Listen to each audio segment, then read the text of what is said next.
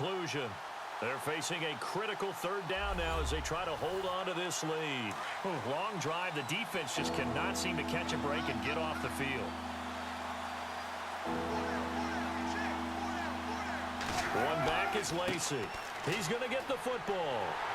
And he'll get him a bit closer as he's down to the 2-yard line. And now right out of the 2-minute break, we'll get a timeout used defensively with 1:56 to go.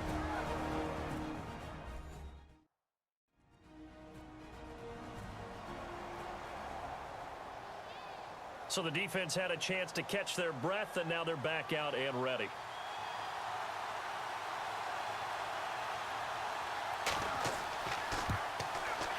And Carpenter knocks it through, and that'll push the lead up to 8. So, Charles, I think from a defensive perspective, you have to look at that field goal there and consider it a win. You were able to keep them within a touchdown, so no question about it. That was the kind of stand that keeps you in ball games. Out is the kickoff unit as they run up and send this one away. This is fielded a couple yards deep. Solid return, pretty good field position. They'll start at the 32-yard line. Eli Manning getting ready to go again on offense. This is something we've seen many times over the course of his career. Can he pull off another fourth-quarter comeback? And it's very strange, isn't it? Because when it's a player of this magnitude, even though the guys on defense have the lead and are sitting in the best spot, they're maybe the most nervous people in the stadium because they've seen this happen to too many people before, too many teams. They've got to find a way to shut him down. Here we go again for the grizzled vet. A good pickup there on first as the screen pass gets him 8. He'll look to throw. And to the 42-yard line here and brought down there. 3 yards there, good enough to keep the drive moving. First down now, but the clock continues to move. They'll look to throw. And, a crusher there as it's intercepted. It's the Pro Bowl cornerback, Richard Sherman. And who else to make the big play to seal this victory but Richard Sherman? He does have an exquisite sense of timing, doesn't he? He loves the spotlight, loves the big stage, really feels no pressure when there's a big play that needs to happen, and he just did another one right there. Remember when he knocked one away to seal an NFC Championship game against San Francisco? Yep. And that was really kind of the big arrival on stage for the rest of the world was that play in that game for Richard Sherman. And on the outside, they're playing press coverage.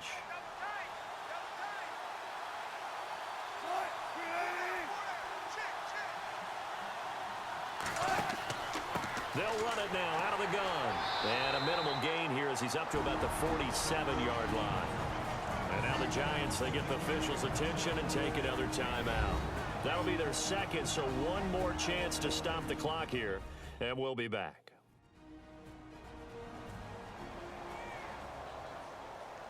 So a defensive timeout, chance to regather, regroup, and get set as we resume action.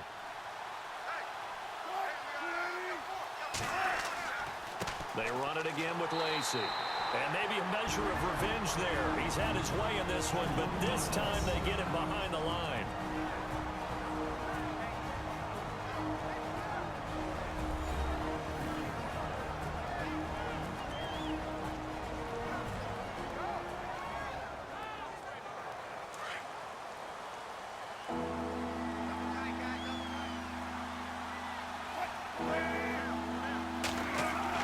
Here's Wilson. And left side here, it's Graham. And he'll take it down shy of the 45 at the 46. It'll be a gain of 8, but it'll also lead to a 4th down.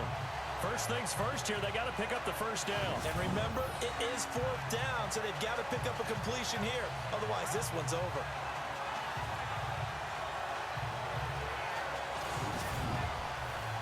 Here's John Ryan now, as they're forced to kick for the 6th time today.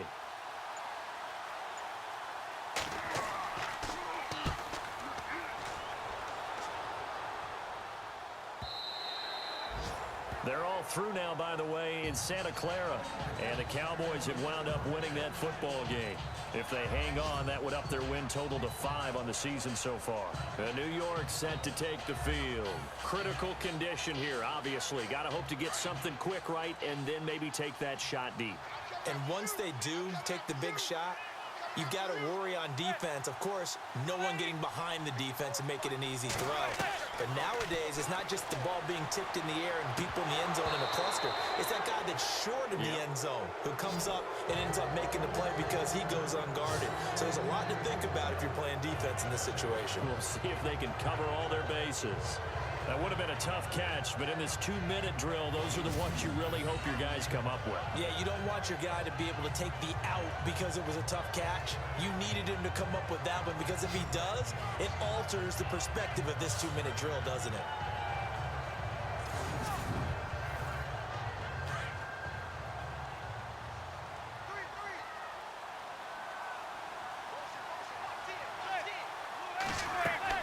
He's back to throw. And that's going to be incomplete. 12 seconds left. This defense has watched their lead dwindle away. This is where they really need to bow up.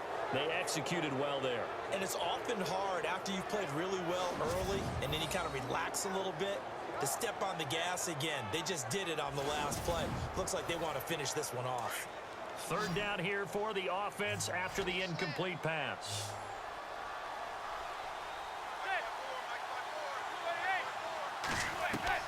Back to throw. Now a desperation throw deep downfield. And, a crusher there as it's intercepted. Picked off around the 37.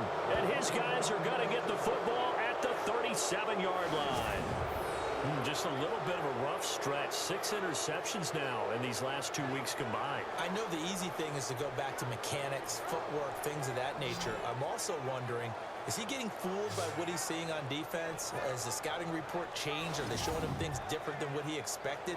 For the second week in a row, he's throwing it to the guys in the wrong color shirts. Yeah, he better figure, whatever the reason is, he better figure it out.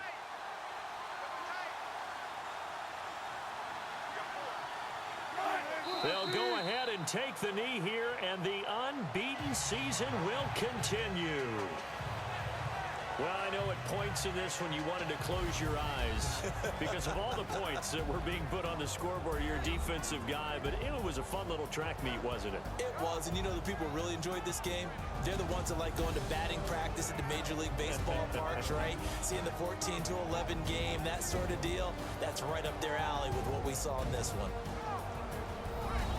So for the Seahawks, they remain as hot as anyone at 6-0 now through the first month and a half. And they'll head back home next week to take on the Houston Texans. Meanwhile, for the Giants, they dropped just their second game so far as they fall to 5-2. And they'll get an extra week to think about it as the midseason bye might be coming at just the right time.